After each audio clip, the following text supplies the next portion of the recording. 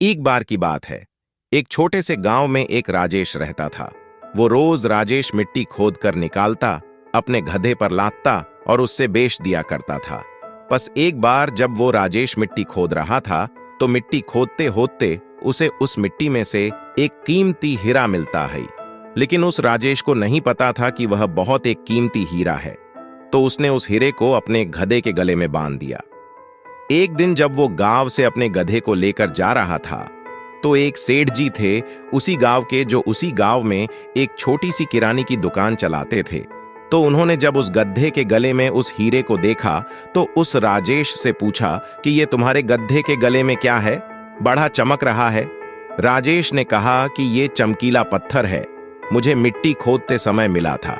अब सेठ जी को वो चमकीला पत्थर पसंद आ जाता है और सेठ जी उस राजेश से उस चमकीले पत्थर को 50 रुपए में खरीद लेते हैं और वो उस चमकीले पत्थर को अपने दुकान के तराजू पर लगा देते हैं। अब जो भी सेठ जी की दुकान पर आता उस चमकीले पत्थर को देखकर उसकी बहुत तारीफ करने लगता। तो एक बार एक जौहरी सेठ जी के दुकान पर आता है और जब वो उस कीमती हीरे को सेठ जी के तराजू पर लटका हुआ देखता है तो वो जौहरी समझ जाता है कि ये कीमती हीरा है। वो सेठ जी से पूछता है कि ये क्या है और इसे आपने तराजू पर क्यों लटकाया हुआ है।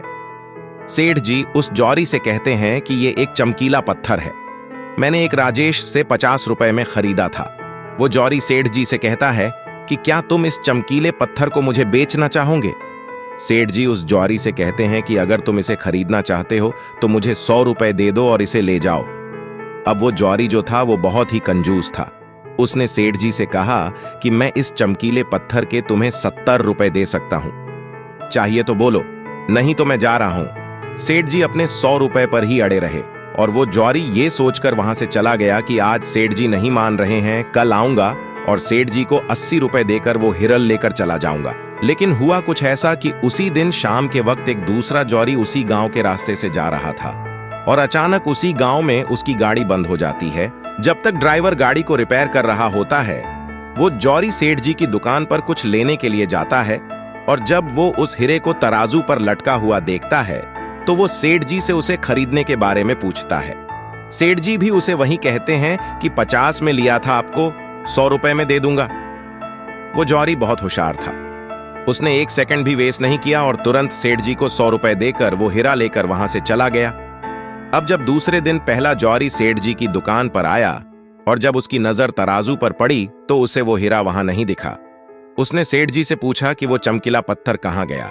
सेठ जी ने कहा कि वो कल तुम्हारे जाने के बाद एक दूसरे साहब आए, उन्हें वो पसंद आ गया और उन्होंने 100 रुपए देकर मुझसे वो खरीद लिया। अब ये सुनने के बाद उस जौहरी को बहुत पश्चाताप हुआ और उससे गुस्सा भी आया। तो उसने गुस्से में सेठ जी से कहा कि तुम कितने बड़े बेवकूफ हो, वो कोई चमकीला पत्थर नहीं था बल्कि वो बेशकीमती हीरा था और तुमने उससे 100 रुपए में हीद 20 रुपए के लिए जिग-जिग कर रहे थे। तो मुझसे बड़े बेवकूफ तो आप है जिन्होंने 20 रुपए के लिए एक कीमती हीरा खो दिया। दोस्त, इस कहानी से हमें 3 बहुत बड़ी सीखें मिलती हैं। पहली ये कि कंजूसी भी वहीं करो जहां पर उसकी जरूरत है। अगर हर जगह कंजूसी करोगे तो अच्छी चीजें भी अपने हाथों से गवा दोगे। और दूसरी सीख इस कहानी से हमें यह मिलती है कि हाथ में आया हुआ मौका, अपॉर्चुनिटी, हमें कभी भी गंवानी नहीं चाहिए।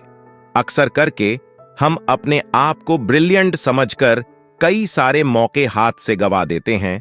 और तीसरी सीख हमें इस कहानी से यह मिलती है कि कभी भी काम को कल पर मत टालो। एक बहुत पुरानी कहावत है कि कल करे सो आज कर और आज करे सो। अब दोस्तों, सही समय कभी नहीं आता है, अभी जो है वही सही समय है।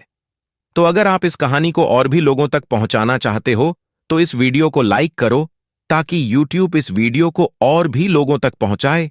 और अगर कहानी अच्छी लगी हो तो हमारे चैनल को सब्सक्राइब जरूर करिए। मिलता हूं मैं अगली बार इसी तरह की कहानी के साथ। तो सब्र करो, शुक्र करो और जिंदगी में आगे बढ़ो। नमो बुद्धाय।